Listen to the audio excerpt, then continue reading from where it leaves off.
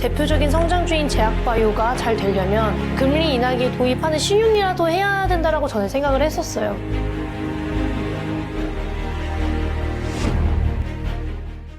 호칭을 뭐라고 하면 좋겠습니까? 그러니까 전 애널리스트? 그 네이버에 보니까 무슨 뭐 1인 온라인 창작자 이렇게 하셨는데 정식으로 소개해드리겠습니다. 전 애널리스트이자 현 유튜버 강하나 연구원님 어서 오십시오. 오랜만에 뵙습니다. 아, 네, 안녕하세요. 지난번에 저희가 그 YG 클럽에서는 한번 세미나를 요청을 드렸었고 네네. 그때 처음 뵀었고 유튜브는 이제 저희 YS트릿은 처음 나오시는 네네. 거고 아, 너무 감사드립니다. 지금 약간 느껴지십니까? 이 제약바이오 쪽으로 이제 물이 들어오는 게? 또 7월부터는 사실 제약바이오가 워낙 핫했고 예. 많은 분들이 질문도 많이 주시고 뭐 이제 방송 출연이나 그런 게 되게 많이 들어와요. 그래서 섭외가? 네네. 그래서 7월부터는 진짜 확실히 제약바이오의 관심도가 높아졌구나 그런 생각을 하고 있습니다. 지금 애널리스트를 그만두신 게 얼마나 되셨죠? 이제 딱 1년 정도 된 것 같아요. 1년? 네, 1년 조금 넘었어요. 근데 지금은 그 박사과정 네, 하시느라고 박사과정 하면서 그냥 유튜브는 취미로 하고 있죠. 그러니까 제약바이오 투자 심리가 갑자기 좋아졌습니다. 작년만 하더라도 야, 바이오의 계절이 다시 오겠는가 깜깜하다 했었는데 최근에 다시 이렇게 투자 심리가 좋아진 배경은 어떻게 볼 수 있어요? 일단 제약바이오 하면 많은 분들이 도박이라는 인식을 갖고 아니면 계셨었잖아요. 네. 그쵸.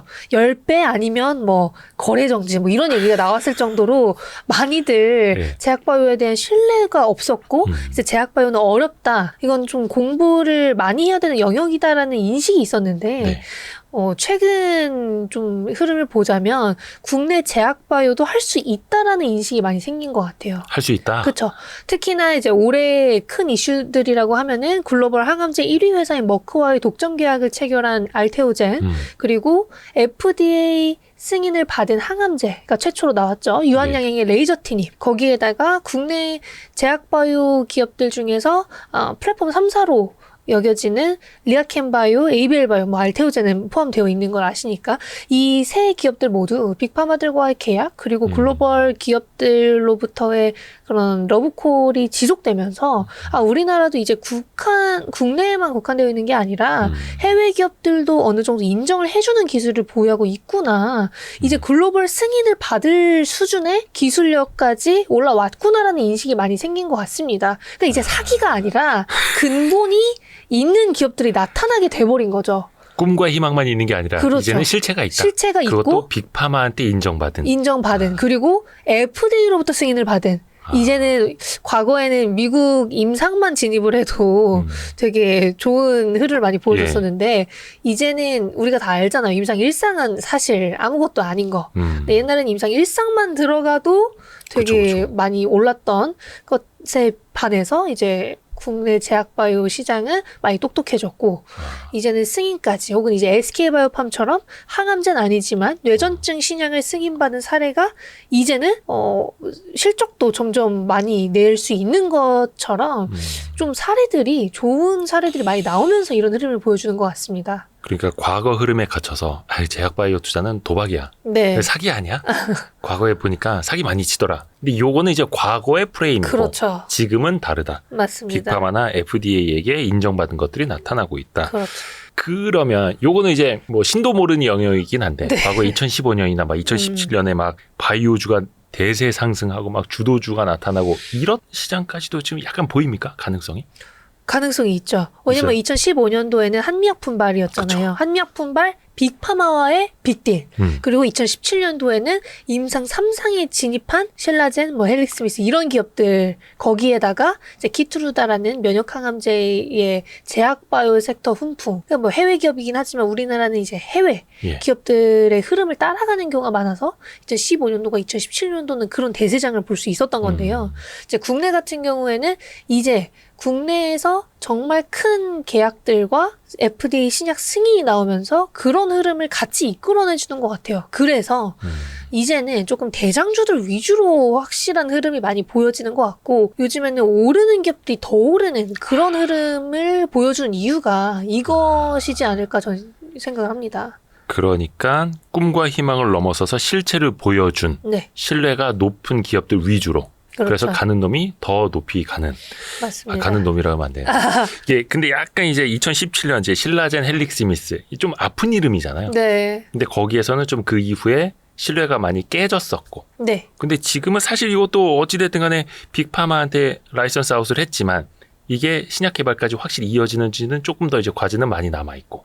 그렇죠. 더 가봐야 하는 거고. 다만 지금 몇 년이 지났음에도 한미약품 때처럼 반환이 나오지 않고 있다라는 점이 조금 큰 포인트이지 않을까 싶습니다. 반환. 그쵸. 뭐 알테오젠과 머크와의 계약도 몇 년 전에 나왔잖아요. 네. 그리고 임상 3상이 9월 23일에 끝나고 그 이후에 어쨌든 데이터 발표를 할 텐데 그것 또한 어쨌든 끝났고 성공적이라는 그런 인식이 머크로부터 나오고 있어서 알테오젠도 성공을 할 거라는 인식이 있는 것이고 유한양행은 사람들이 될까? 라는 생각을 하신 분이 생각보다 많더라고요. 전 당연히 될 거라고 생각을 했거든요. 레이저 티닙. 그렇죠.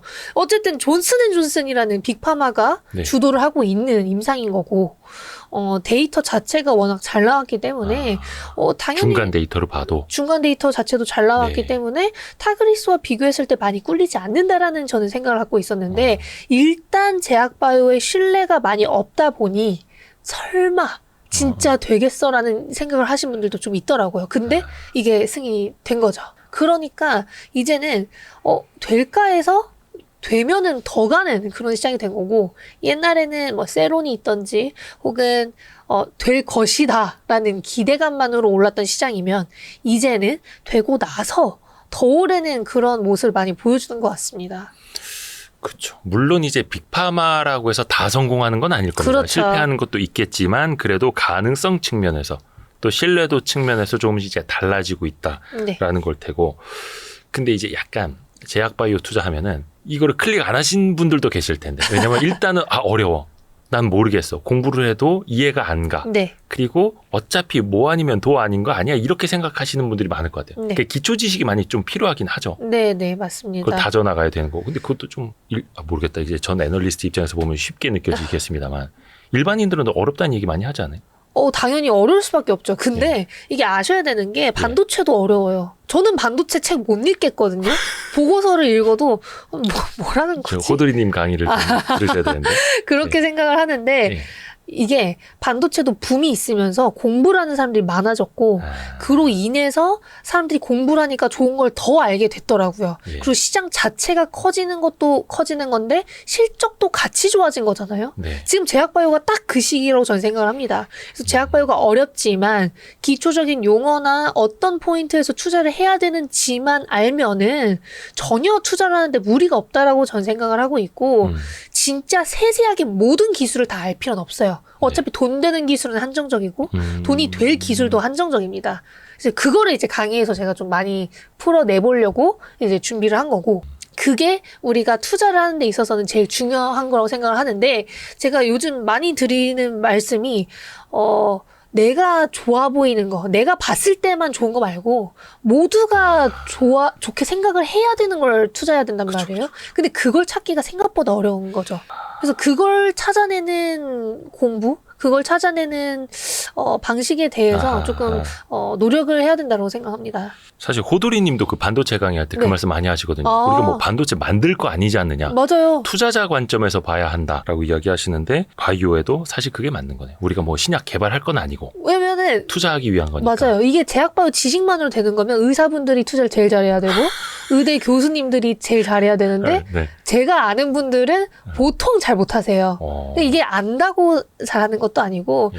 또 이제 좋은 예시로는 신약 개발 회사에서 그러면 연구 개발하는 사람들이 다 알아야 되는 건데 그들도 잘 모르거든요. 아하. 이게 뭐 안 될 거라고 생각을 하고 연구하는 사람이 어디 있습니까? 그래서 그런 걸 고려해봤을 때 그런 관점보다는 통계적인 거 혹은 글로벌 트렌드 그 중에서도 어떤 포인트, 어떤 그 데이터를 봐야 되는지가 저는 더 중요하다라고 생각을 합니다. 철저하게 투자자 입장에서. 네. 그러니까 저희가 그 고정 댓글에 있거든요. 그 링크. 이번에 강하나 연구원님하고 저희 와이스트릿이 함께하는 특강. 제약바이오 투자의 어떤 기초부터 실전까지. 네. 그러니까 진짜 CMO, CDMO가 뭐예요? 단어부터 어떻게 SC 제형이 뭐예요? 막 모르시는 분들부터. 다 있어요. 그러니까 그런 분들도 이제 이해할 수 있게끔 1강부터 맞아요. 실전 투자는 이렇게라는 이제 끝판까지. 그리고 예. 이제 좀 트렌디한 기업부터 어떤 시장을 봐야 되는지 실전까지. 이런 내용들이 다 있는데 사실 뭐 전문적인 지식이 있으면 또 좋죠. 당연히 더 이해를 하기가 쉬운데 또 없으면은 안 되는 게 기초 영어에 그쵸. 대한 지식이기 때문에 네, 네. 그것들 조금 짚고 같이 넘어가고 이제 투자 쪽으로 가야 저는 베스트라고 생각합니다. 그래서 저희가 그 오프라인 강의는 역시 이제 강하나 연구원님이 원체 인기가 많아가지고 금방 이제 매진이 됐고 이제 온라인 강의만 가능하다라는 거죠. 네. 고정 댓글 참고해 주시기 바라겠습니다. 또 하나 궁금한 게 네. 지금 이제 의과학 공부하고 계시는 네네. 거잖아요. 그리고 이제 의사 선생님들도 아니면 이제 제약 쪽을 공부하신 분들도 네. 상장사마다 사실 이게 뭐 다 다릅니다. 개발 방식도 다르고 맞아요. 약도 다르고 적응증도 다르고 이게 이해가 다 됩니까? 어떻게 그래도 기초 지식이 있으면 본인 분야 전공이 아니면은 또 쉽지 않을 것 같은데.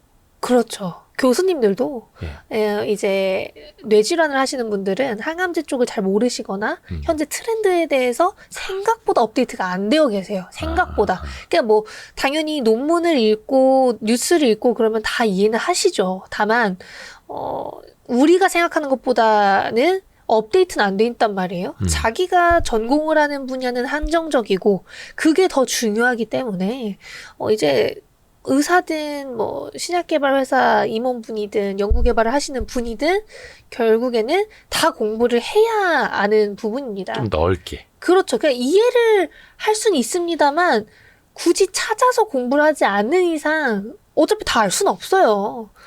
또 이게 원체 이제 넓게 공부하자면은 한도 끝도 없어서 맞아요. 한두 개 기업만 보고 여기에 딱 꽂혀가지고 네. 요즘은 아니고 옛날에는 거의 뭐 이제 종교를 믿듯이 막 거의 믿음의 영역으로 막 이 회사만큼은 될 거야 꼭 성공해야 돼 막 대표님 믿습니다 이런 경우들이 있었거든요. 요즘도 그렇습니다. 요즘도 그래요? 사실 종교적인 측면이 없으면 주도 섹터가 되게 어렵다고 생각을 해요. 저 또한. 아니 뭐 반도체도 결국에는 삼성전자와 SK 하이닉스가 종교인 것도 있고 믿습니다. 실적 측면에서도 잘했지만 그 기업들을 신뢰하는 사람들이 모여서 저는 그게 어느 정도 받쳐줘야 이 기업의 가치도 같이 올라갈 수 있지 않을까. 그 기업의 가치는 내가 정하는 게 아니라 시장이 정하는 거잖아요. 그래서 저는 어느 정도는 그런 분들도 필요하다라고 생각을 하는 편입니다. 그러네. 이렇게 좋게 말하면 신뢰와 믿음이고 나쁘게 말하면 이제 종교적인 건데 이게 종이 한 장 차이예요, 사실은. 근데 너무 심하면 조금. 그렇죠. 근데 사실 그런 분들이 과거에도 어떤 종목 들면 5배, 10배 수익을 내는 거고 맞아요. 저같이 이제 소심한 사람들은 2배 내면 잘했다고 막 스스로를 기특해 하는 건데 요거는 이제 각자의 또 투자 스타일에 따라서 달라질 수도 있으니까요. 많은 분들이 또 하나 여쭤보는 게 이거예요. 임상시험. 네. 그 성공 가능성이나 네. 라이선스 아웃. 뭐 예를 들어서 어디 뭐 빅파마랑 뭐라더라? 무슨 뭐 협의 중이라고 이거 뭡니까? 텀쉿? 네. 와서 뭐 이렇게 같이 협의 중이다 막 이런 회사들도 있는데 그 성공 가능성을 좀 미리 가늠할 수 있는 그런 방법이랄 게 있습니까? 100%는 없습니다. 예. 100%는 없지만 그래도 라이선스 아웃 가능성이 높다라는 걸 내가 판단을 하기 위해서는 빅파마들이 정말 원하는 기술이냐. 그리고 이 기업이 정말 그 특허를 보유하고 있느냐예요. 근데 이 특허를 진짜 보유하고 있는지 우리가 판단하기 너무 어렵고 그걸 예. 찾아내기도 어렵기 때문에 이 기업과 계약을 한 계약 상대방이 예. 괜찮은 기업인지를 통해서 알 수 있는 방법이 있어요. 그러니까 특허가 있는지 없는지 우리가 찾아내기 어렵다면 예. 빅파마가 이 기업과 계약을 한 이력이 한 번이라도 있다라는 전제 하에 있구나라고 판단을 어느 정도 할 수 있는 거죠. 근데 그게 네. 없으면 보통 특허가 없더라고요. 이게 기업이 특허가 있다고 해서 특허가 있는 게 아니잖아요. 그 특허청 키프리스 이런 데 검색해 보면 근데 그게 특허가 좀 약간 애매하게 되어 있는 경우가 되게 많대요. 약간의 차이로 그쵸. 이게 사실은 이 부분만 커버하는 거기 때문에 신약 개발까지 이어질 수 없다는 등 아니면 뭐 미국에선 안 되는데 뭐 우리나라만 되어 있다는 등 이런 경우가 꽤나 많아서 이런 것들로 인해서 투자자분들이 좀 눈물 흘리시는 경우가 좀 있습니다. 그래서 뭐 이 기업이 있다라고 주장을 한다고 그것만 믿기에는 조금 리스크가 크지 않나. 왜냐면 특허가 있고 정말 기술이 좋으면 어차피 계약은 한 번은 나와요. 근데 그게 뭐 진짜 몇 년 동안 3년 이상 안 나왔다? 저는 없는 거 아니야? 라는 그런 우려는 해야 된다고 생각을 합니다. 어떤 회사는 이제 빅파마랑 이제 텀쉿을 주고 받아서 네네. 라이선스 아웃을 논의하고 있다고 하는데 네네. 1년이 지나고 2년이 지나도 아무 소식도 없고 일단 2년이 지나면 그거는 안 됐다고 보시는 게 맞아요. 제가 알기로 텀쉽부터 계약 체결까지 1년이 넘어가면은 좀 성공률이 많이 떨어지는 걸로 알고 있거든요. 보통 1년 내외로 많이 결정이 되는 걸로 알고 있습니다. 그래서 그 또한 너무 평생 기다리는 거는 예. 안 좋지 않나. 그래서 좀 현실에 눈을 떠야 되는데 네. 이것도 좀 쉽지가 않아요.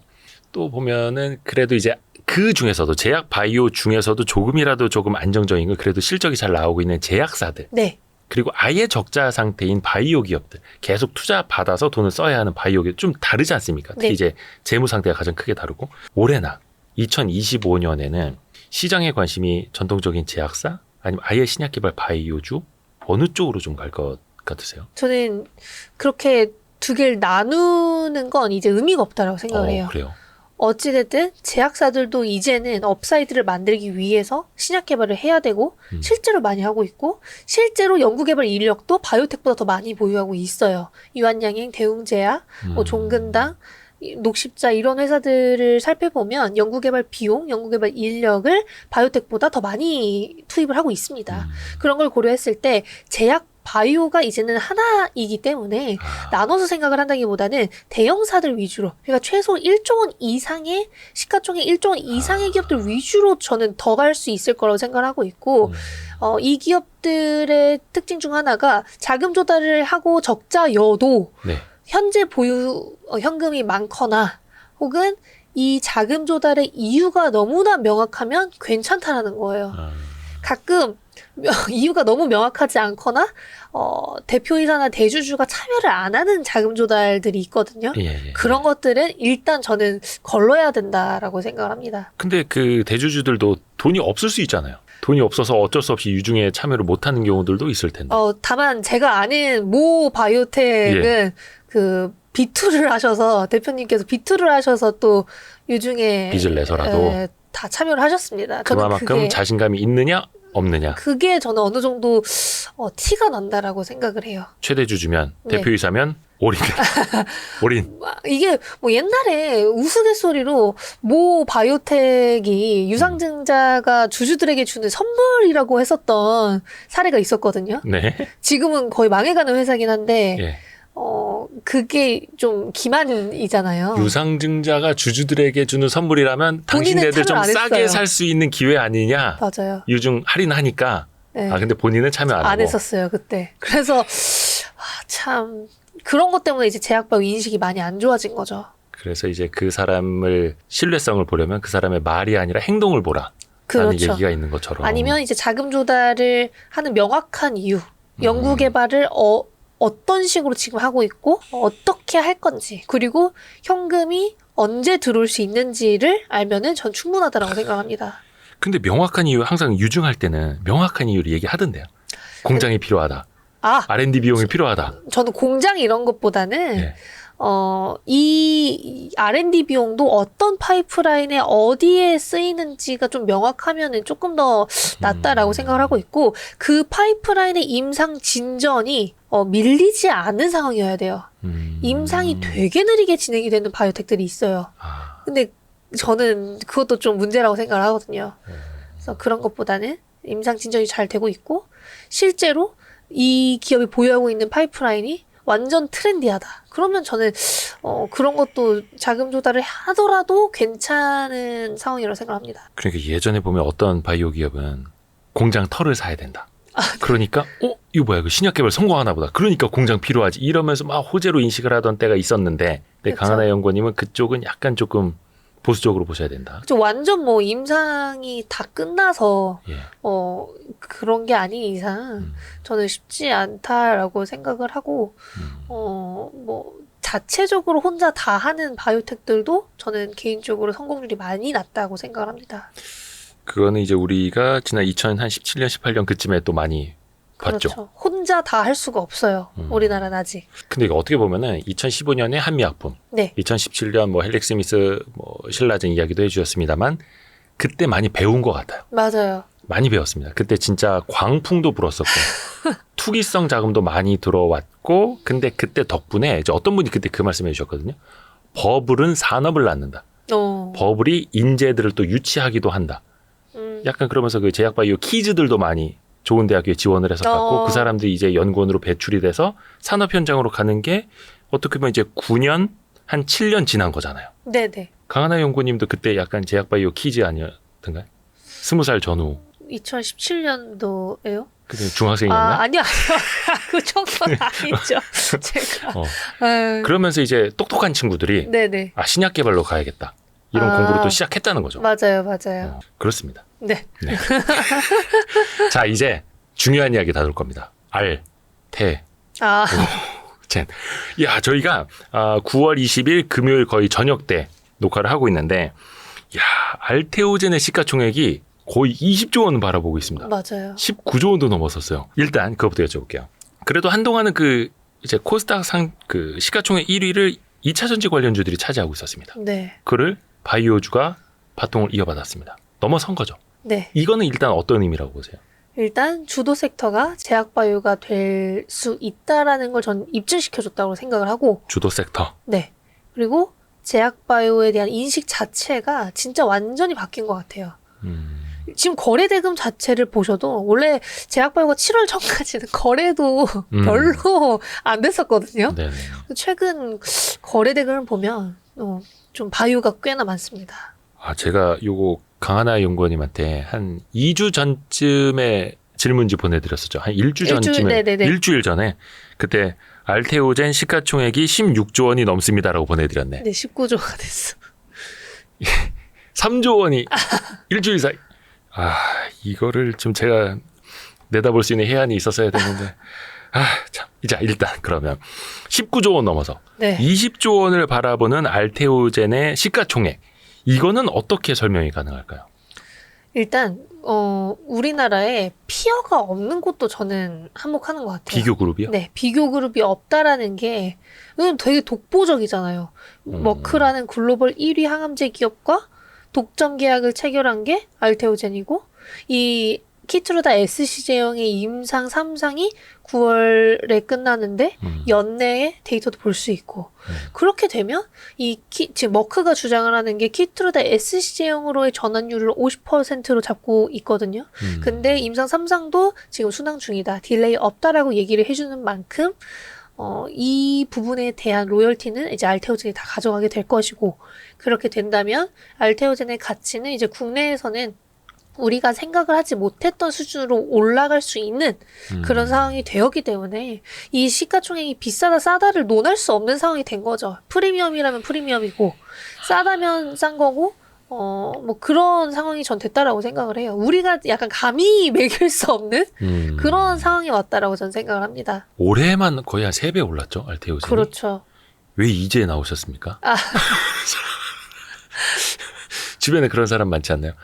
진작 살 걸. 왜 이걸 이제 봤지? 근데 알테오젠뿐만이 아니라 옛날에 신라젠 때도 그랬어요. 물론 이제 그렇죠. 신라젠과 알테오젠 비교하는 건 아닙니다. 큰일 납니다.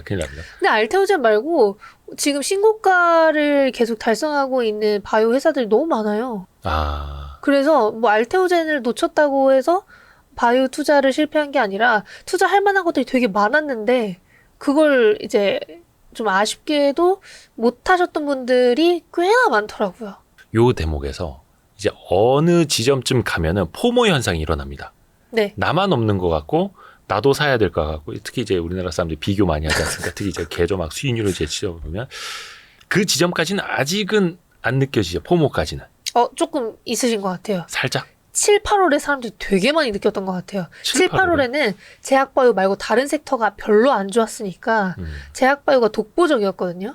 그러니까 그때 7, 8월에 투자 못 하신 분들이 최근에 좀 투자하기 시작하신 것 같은 느낌이 들더라고요. 9월에. 네. 7, 8월에 놓친 사람들이 9월에. 네. 이제 9월에 지금 추석 전에 안 좋았었잖아요. 증시가. 네. 그래서 그때부터 이제 제약바이오 다시 봐야 되는 거 아니냐라는 얘기도 있었지만 또 여전히 아직 안 하고 계신 분들도 많고, 저는 이제 10월까지는 그래도 제약바이오에 투자를 해볼 만한 적기라고 생각을 하고 있어서 충분히 시간은 저는 남아있다라고 늦지 생각을 않았다? 합니다. 늦지 않았다. 그래서 포모 현상을 갖기에는 아직은 이르고. 그렇죠. 근데 다만 이제 공부하고 투자하셔야 되는 거. 그렇죠. 공부하고 투자하셔야 된다라는 거. 그러니까 이게 뭐 제 주변에 이제 같이 투자하시는 분들이 네네. 많이 계시는데, 그분들이 항상 공통적으로 이야기하는 게 내가 공부한다고 해서 알 수 있는 영역도 아니고 숫자도 안 나오고 시가총액이 저게 타당한지도 계산이 안 되고 이제 밸류에이션이 안 된다는 거죠. 그러면 과연 나는 뭘 보고 얼마까지 어떻게 투자를 해야 되느냐가 안 선다라는 거예요. 투자 베테랑들도. 네네. 혹시 그분들한테 혹시 어떤 이야기를 해줄 수 있어요? 근데 그렇게 얘기하기에는 지금 예. 제약바이오 대형주도 실적이 나오잖아요. 뭐 삼성바이오직스, SK바이오팜, 뭐 알테오젠도 이제 내년부터 좀 많이 나올 수 있고 유한양인도 이번에 마일스톤 들어온 것만 해도 몇백억이고 그런 걸 생각해 보면 실적이 안 나온다고 하기에는 업데이트가 안 되신 거지 않을까. 그리고 우리나라만 비싼 게 아니에요. 삼성바이오직스 뭐 50배, 60배 하면 사람들이 막 난리 쳤었잖아요. 이거 너무 비싼 거 아니냐. 네네. 90배네, 뭐네, 뭐 이렇게 했었는데 예. 지금 일라일리나 노보노디스크도 막 50배가 넘어요. 그러니까 지금 우리나라만 비싸고 우리나라만 제약바이오가 비싼 게 아니라 전 세계적으로 제약바이오가 성장성이 확실하다면 비싸도 되는 구간이 됐다라고 저는 생각하는 겁니다. 물론 본인의 판단으로 하시는 겁니다. 그죠? 뭐 우리가 뭐 멱살 잡고 바이오 투자 해야 돼 하는 건 아니고 그렇죠. 하기 싫으면 안 하는 거고 안 하시는 게 못 믿겠으면 맞죠. 안 하시는 거고 네네. 본인이 또 공부한 그 내에서 감당 가능한 금액 내에서 하시는 네네. 거니까 다만 이제 공부하시겠다라는 분들한테는 저희가 이제 도움을 좀 드리고자 하는 고정 댓글 참고해서 고정 댓글 우리 강하나 연구원하고 함께하는 제약바이오 기초부터 투자 실전까지 이것도 이제 고정 댓글 참여해 주시면 되겠고요. 알테오젠 이야기를 이게 어디까지 갈지는 알 수는 없죠, 이거는. 이거는 뭐 목표 주가고 말고의 느낌보다는 예. 여기서 추가적인 계약이 나와주면 당연히 업사이드가 더 열릴 수 있죠. 네. 근데 지금 멈춰 있는 상태에서 더 간다라기보다는 요즘 많이들 말씀을 하시는 ADC, SC 제형에 대한 계약. 그 계약이 나와주면은 이제 추가 가치를 반영할 수 있다라고 생각을 하지만 그게 안 나온 상황에서 뭐 갑자기 뭐 두세 배가 간다는 조금 힘들지 않을까? 그렇게 생각을 합니다. 근데 이제 SC 제형이라는 게 기존의 그 혈액 주사 같은 걸 이제 피하 주사로 주사로 네. 이제 이 가죽은 아니고 어디냐 비계도 아니고 이거 표현을 뭐라 해야 되나 지방 네, 살에 그냥 맞을 수 있는 네네네. 네, 피하 지방 주사로 이제 제형을 바꾸는 건데 이게 꼭 알테오젠의 기술을 써야만 하는 이유는 뭐예요?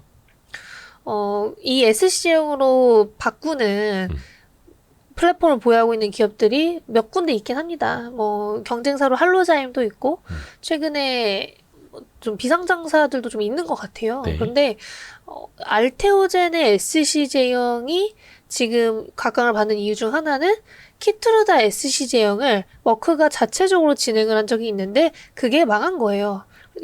그래서 드랍을 했습니다. 그러고 머크가 나서 자체적으로 했던 게 네, 그리고 지금 알테오젠과 독점 계약으로 변경을 한 거고. 그러니까 그만큼 알테오젠의 기술력이 충분히 뛰어난 것이지 않을까 뭐 이렇게 생각을 하는 것도 있고 어쨌든 이 알테오젠의 SC 제형이 어느 정도 빅파마로부터 인정을 받았고 산도즈와도 지금 바이오시밀러 SC 제형으로 계약을 한 것도 있기 때문에 앞으로 이 SC 제형의 가능성이 높아질 수 있지 않을까. 특히나 SC 제형으로 변경을 했을 때 무조건적으로 이게 더 좋다라고 입증을 할 수는 없는데 알테오젠의 경우에는 지금 SC형으로 변경한 후에 효능도 조금 좋아졌다라는 얘기들도 많이 나오고 있어요. 그래서 그만큼 SC형의 장점을 많이 보유하고 있는 플랫폼이지 않나. 선생님 질문이 있습니다. 네네. 그 피하 주사로 이제 제형을 바꿔서 효능이 더 잘 나오지 않나 이 말씀해 주셨는데 네네. 그거는 그럼 데이터로 나타나는 거예요?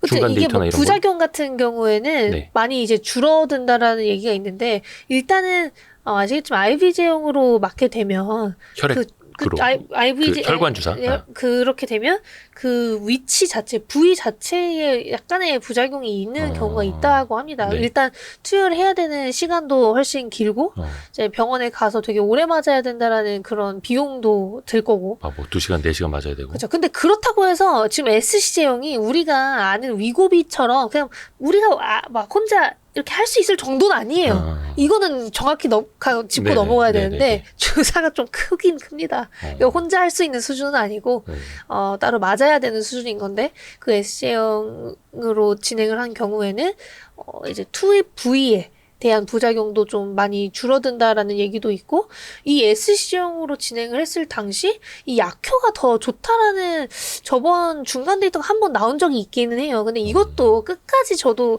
봐야 확실할 것 같긴 해서 이 부분에 대한 가치는 반영이 된 건 아닌 것 같습니다. 그럼 알테오젠이 머크랑 한 게 하루 이틀 된 거는 아니고 꽤 장기간 해온 거잖아요. 됐죠. 1상, 2상, 3상까지 그 그쵸. 3상이 9월에 끝나고 빠르면 그 데이터가 연내 혹은 뭐 내년 초에라도 나올 수 있는 그런 네네. 구조인데 그러면은 알테오젠의 그 시가총액이나 기업 가치는 이렇게 그럼 계단식으로 그동안 올라갔다고 볼 수 있는 거예요? 최근에 안 그랬죠. 왜냐하면 머크와의 계약인 게 좀 암암리에 알려져 있긴 했지만 올해 2월에 공시로 머크다라는 걸 처음 밝힌 거거든요. 그 전까지는 세계 10대 제약사로 명명이 되어 있었어요. 공시를 보시면. 네. 그러니까 그게 바뀌면서 지금 좀 천천히 올라가고 있는 거고 이 계약의 가치를 인정하는 사람이 많아지면서 계단식보다는 그냥 우상향으로 올라간 거라고 저는 생각합니다. 그게 머크인 게 드러나면서 그리고 머크가 키트로다 SC 제형에 대한 얘기를 지속적으로 언급을 해주면서 그 가치들이 반영이 되고 있는 거고 지금 항암제 트렌드가 SC 제형인 것은 확실하니 알테오젠의 SC 제형 기술에 대한 평가를 많이들 높게 치시는 것 같습니다. 그리고 그 SC 제형으로 전환을 하는 게 머크뿐만이 아니라 다른 기업들도 트렌디하게 또 따라갈 수밖에 없고 그러면 하고 알테오젠과 추가로 또 손을 잡을 수도 있고 그렇죠. 알테오젠이든 할로자임이든 할로자임도 최근에 어찌됐든 SC 제형으로 계약도 많이 나왔고 승인도 티센트랙 SC 제형을 했기 때문에 뭐 그냥 이 시장 자체가 많이 커지는 것 같아요. 시장 자체가 네네. 할로자임도 많이 올랐네. 많이 올랐는데 지금 제가 알기로 알테오젠이 시총이 더 커진 걸로 알고 있습니다. 오, 좋습니다. 아우 이게 속이 쓰리지? 근데 이제 그런 거 있어요. 요즘에도 공시가 괜찮은 것들이 많이 나와요. 이게 시장에 바로바로 어떻게 반영이 됩니까?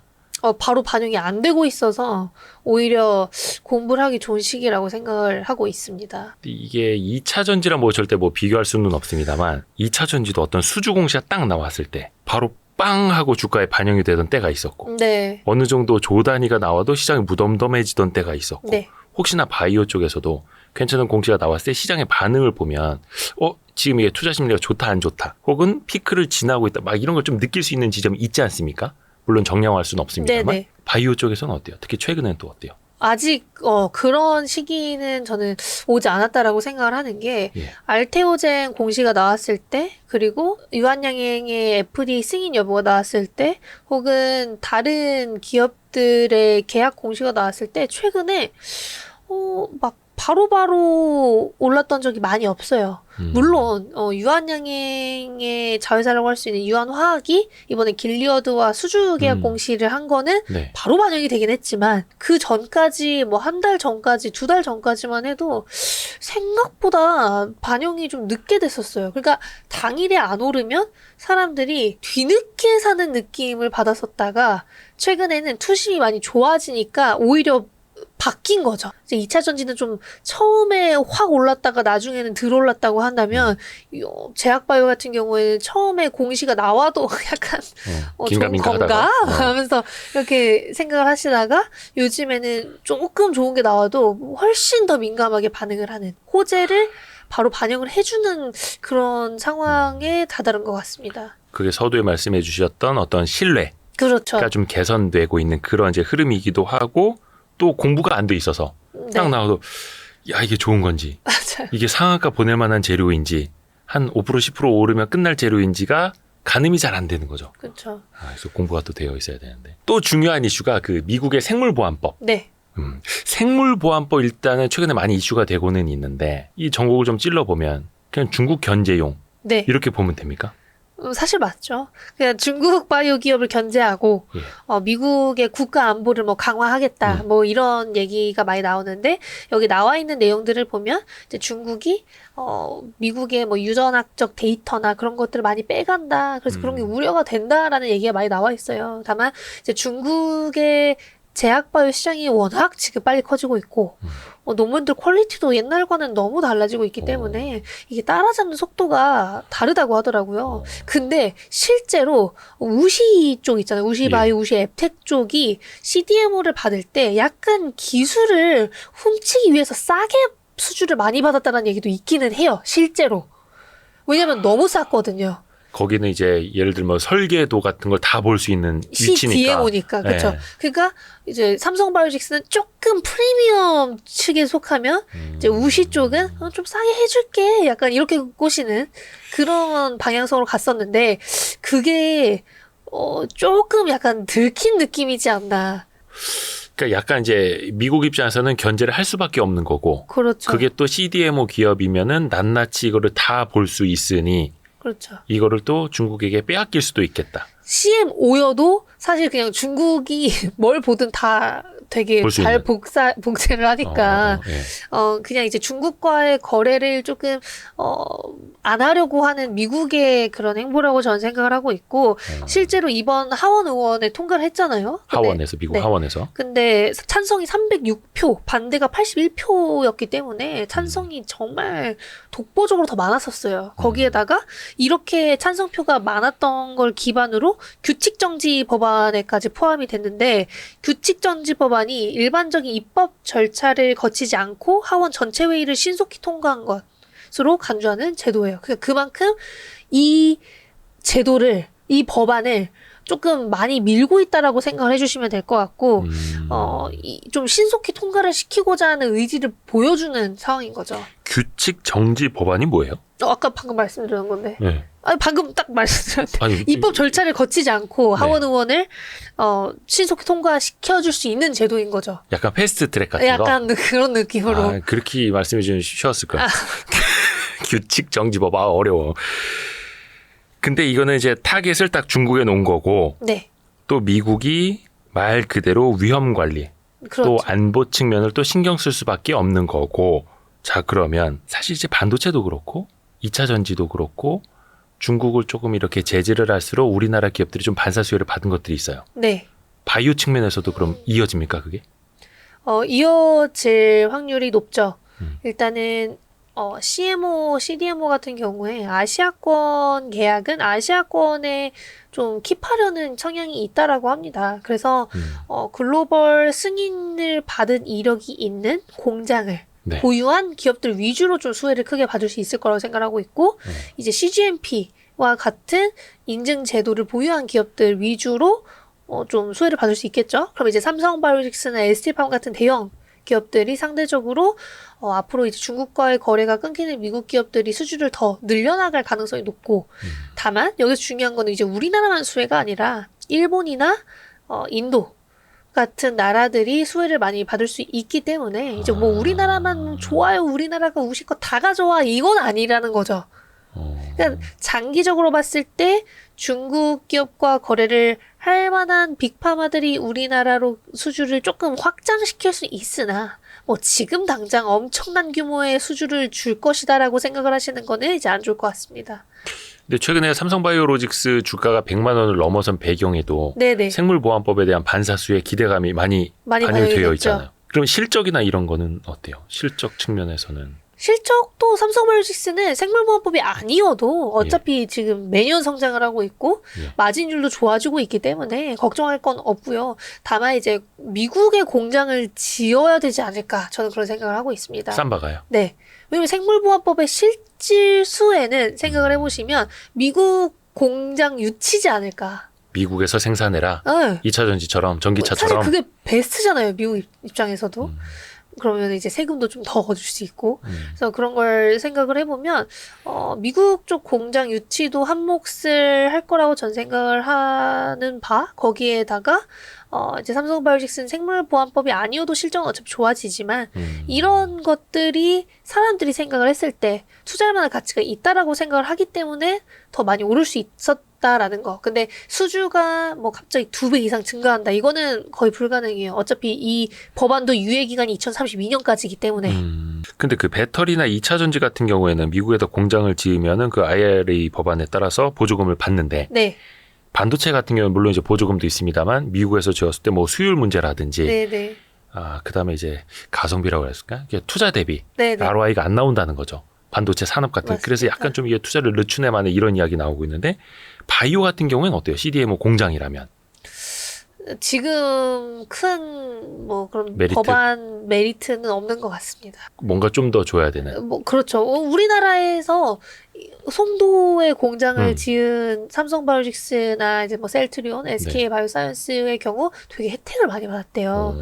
그러니까 계속 그냥 한국에 짓는 거예요. 삼성바이오틱스도 뭐 4공장까지 뭐 계속 지었고 5공장까지도 뭐 짓는다라는 얘기가 나오는데 바이오 캠퍼스도 그렇고 그냥 우리나라에서는 되게 혜택을 많이 주다 보니까 그걸 비교해서 미국에 짓는다라고 하면은 혜택이 정말 많이 줄어드는 거는 이제 사실입니다.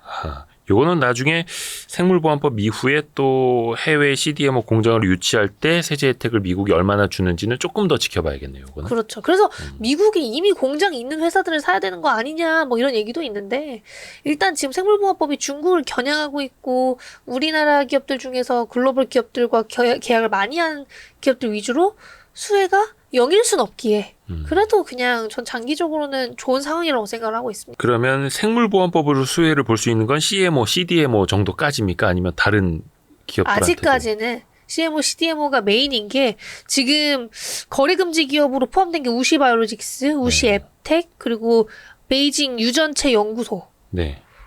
이 정도기 때문에 뭐 거의 CMO, CDMO 기업들 위주인 거죠. 아하. 근데 이제 반대로 중국 기업하고 이제 기술 협력 중인 우리나라 제약바이오 기업이 좀 있습니다. 네네. 그럼 그런 기업들은 어떻습니까? 좀 불똥이 튈 수도 있나요? 근데 미국 기업들이 중국 기업이랑 기술 이전 계약을 꽤 많이 해요. 아직까지도 많이 하고 있고. 그래서 아직까지는 거기까지는 불똥이 안 튀는 건가? 저는 그런 생각을 하고 있어요. 미국 빅파마들도 네. 중국 기업들 뭐 라이선스를 사온다든가 되게 이런 게 많이 좀 사오고 있어요. 있어요. 여전히. 다만 임상을 진행하거나 임상 진전을 할 때 중국인 비율이 너무 높은 임상을 안 하죠. 옛날처럼. 한번 일라릴리도 임상이 거절된 적이 있는 걸로 알고 있어요. 승인이. 중국 비중이 너무 높아서. 중국 임상만 있기 때문에. 그래서 그런 걸 고려했을 때 그냥 뭐 미국인들 좀 포함되어 있고 유럽 뭐 환자나 뭐 이런 비중이나 비율만 잘 채운다면 충분히 넘어갈 만하지 않을까? 그렇게 생각합니다. 오호. 약간 2차 전지랑 비슷하네요. 광물은 어차피 이제 중국 거 사서 써야 되고 그리고 또 이제 자동차 전기차 만드는 메이커들도 OEM사들도 중국의 배터리를 많이 사서 쓸 수밖에 없는 약간 그런 현실이랑 좀 비슷하네요. 그렇죠. 물론 요거를 이제 마지막 정제를 이제 네. 본인들이 하는. 네. 이게 타겟 형식으로 또 어떻게 제재를 할지는 아직은 계속해서 조금 더 지켜봐야 하는. 그래서 약간 수혜가 일단은 조금 더 무게가 실리기는 하네요. CMO, CDMO 중심으로. 또 하나 궁금한 게 이 키워드를 이걸 빼놓을 수가 없습니다. GLP-1. 네. 살 빼는 약. 네. 뭐 위고비 또 뭐 있지? 삭센다는 좀 너무 옛날 마운자로. 거고. 마운자로. 혹시 맞을 필요는 없으셨죠, 그거를? 뭐 날씨는 들어오지도 않았고 들어왔어요. 위고비 이제 나온다고. 다음 달에 뭐 나온다고 하더라고요. 10월 뭐 이때쯤? 그게 좀 비싸서 그걸 맞을 만한 가치가 있을까? 한 달에 막 100만 원 이상.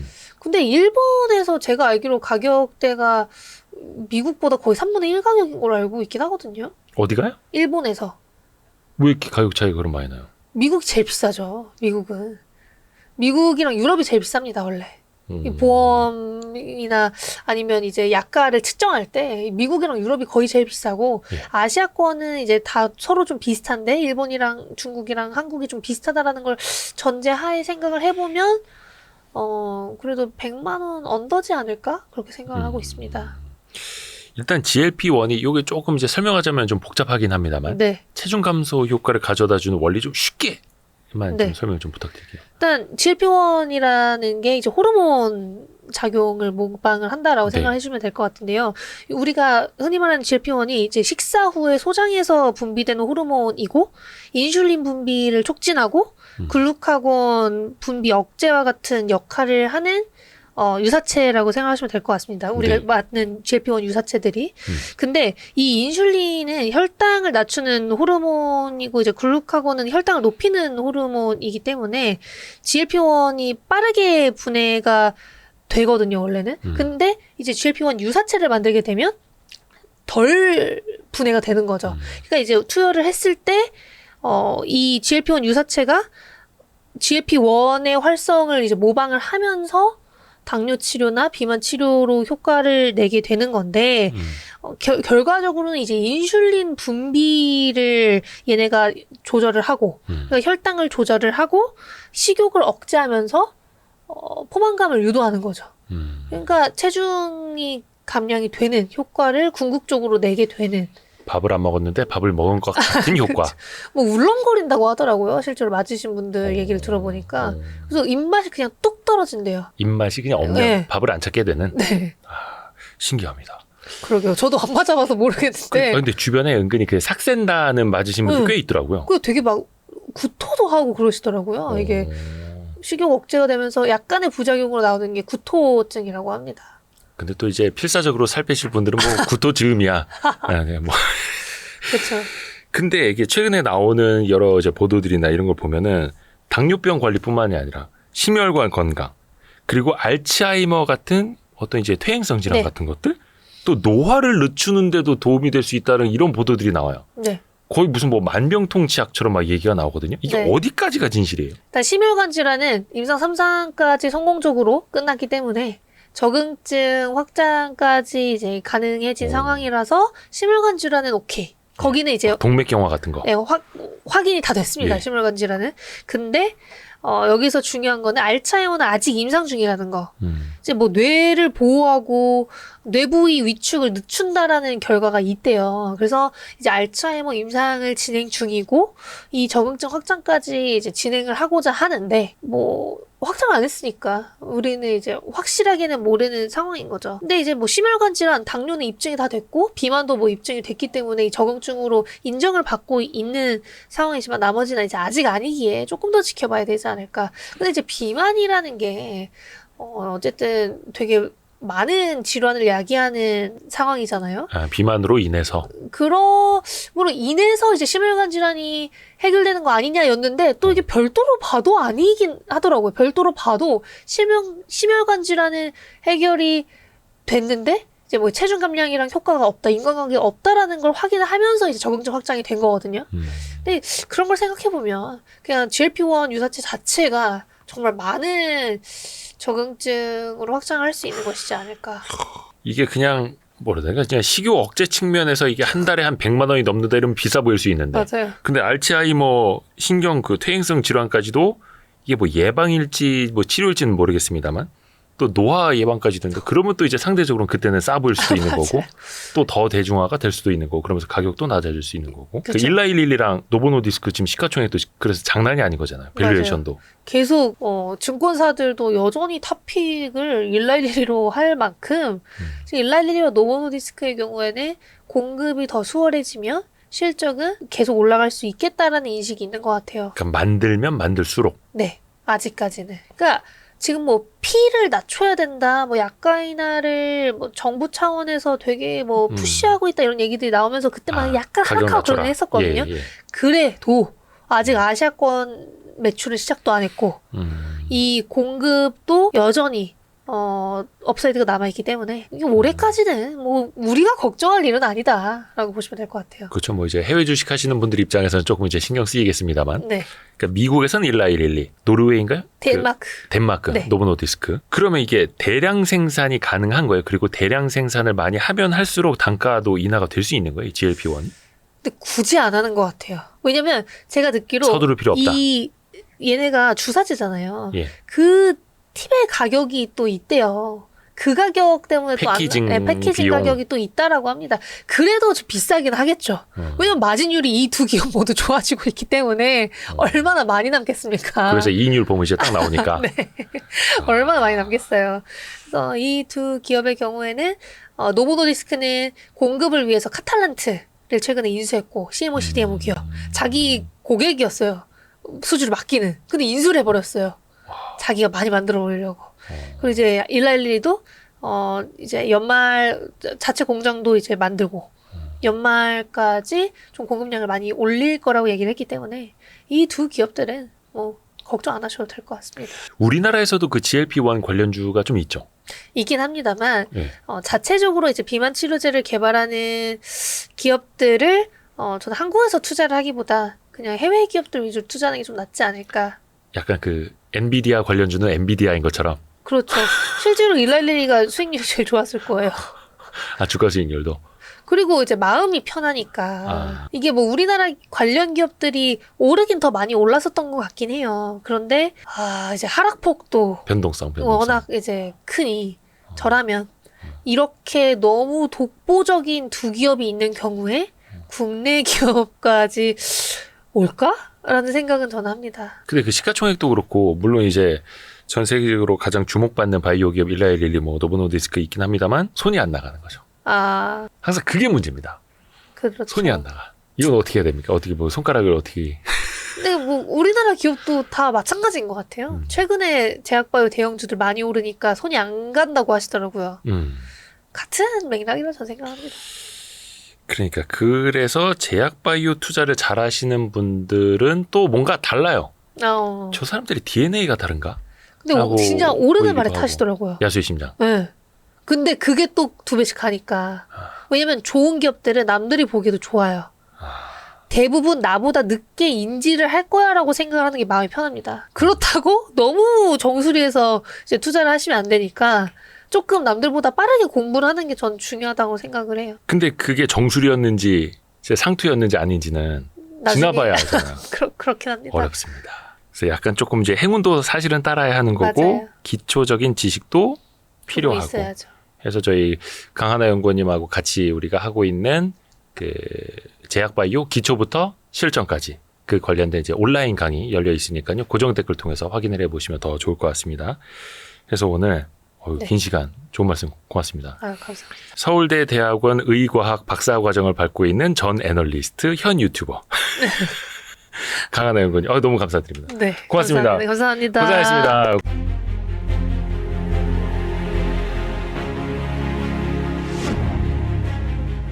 대표적인 성장주인 제약바이오가 잘 되려면 금리 인하기에 도입하는 신윤이라도 해야 된다라고 저는 생각을 했었어요. 근데 그때 한 번 더 뛸 수 있는 게 제약바이오라고 저는 생각을 하고요.